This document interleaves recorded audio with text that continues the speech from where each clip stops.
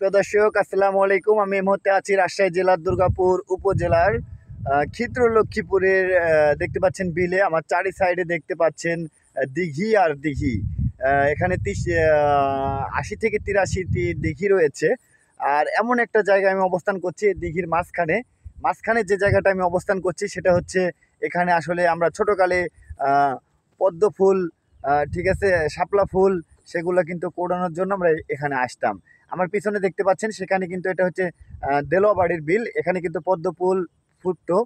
আর এই পিছনের সাইডটা দেখতে পাচ্ছেন, এই পিছনের সাইডে এখানে কিন্তু হচ্ছে আমরা হচ্ছে এই শাপলা ফুল, তারপরে হচ্ছে এই ফুলগুলো ফুটতো। আর আমার যে পিছনের সাইডটা দেখতে পাচ্ছেন, এই সাইডেই মূলত পদ্ম ফুল ফুটতো এবং দেলোয়াবাড়ি বিল ওটা। এখানে কিন্তু আমার চারি সাইডে দেখালে আপনি বুঝতে পারবেন, এখানে তেরকুড়ি, লক্ষ্মীপুর, শালগড়িয়া, এদিকে শ্রীপুর, তারপরে পশ্চিমে আছে হচ্ছে কিশোরপুর। এর চারিদিকে মনে করেন এই যে ফাঁকা বিলটা রয়েছে, বিলটাতে কিন্তু একসময় পানি জমে থাকতো। কিন্তু এই পানি জমানো যে বিলটা রয়েছে, সেখানে এখন দিঘিতে পরিণত হয়েছে। আর ৮০ থেকে ৮৩টি দিঘি রয়েছে। সুপ্রিয় দর্শক, আমাদের সাথেই থাকবেন। আমরা সুন্দর একটা ভিডিও নিয়ে আপনাদের সাথে হাজির হয়েছি। গ্রামের প্রকৃতির অপরূপ দৃশ্য এবং ঐতিহ্য তুলে ধরার জন্যই আমরা আপনাদের সাথে রয়েছি।